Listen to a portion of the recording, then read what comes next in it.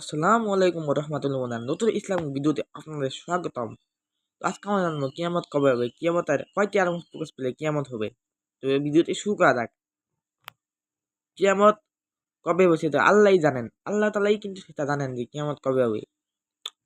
কিয়ামতের অনেক নিদর্শন আছে, তার মধ্যে দাজ্জালের আগমন, ইমাম মাহদী আগমন এবং তিন দিকে সূর্যোদয়, এই তিনটি সবচেয়ে বড় আলামত। এই তিনটি আলামত প্রকাশ পেলেই হয়ে যাবে কিয়ামত। হ্যাঁ বন্ধুরা, এই তিনটি আলামত প্রকাশ পেলে কিয়ামত হবে এবং আল্লাহ তালাই কিন্তু আমাদের সন্তুষ্ট সৃষ্টিকর্তা।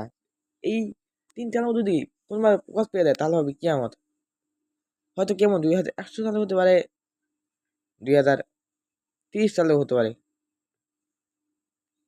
আমরা জানতে পেরেছি যে 2028 সালে ইমাম মাহদীর আগমন ঘটবে। তো কিয়ামতের এই বড় আলো প্রকাশ পাবে 2028 সালে, একই দিনে সূর্যগ্রহণ নেমে কিন্তু চন্দ্রগ্রহণ।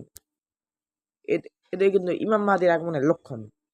এই ভিডিওটি যদি ভালো লাগে তাহলে লাইক করবেন, সাবস্ক্রাইব করবেন, সাথে কমেন্ট করবেন। আর নিত্য নতুন ইসলামিক ভিডিও পেতে এই চ্যানেলটিকে সাবস্ক্রাইব করুন। থ্যাংক ইউ, ধন্যবাদ আপনাদের সবাইকে, ধন্যবাদ।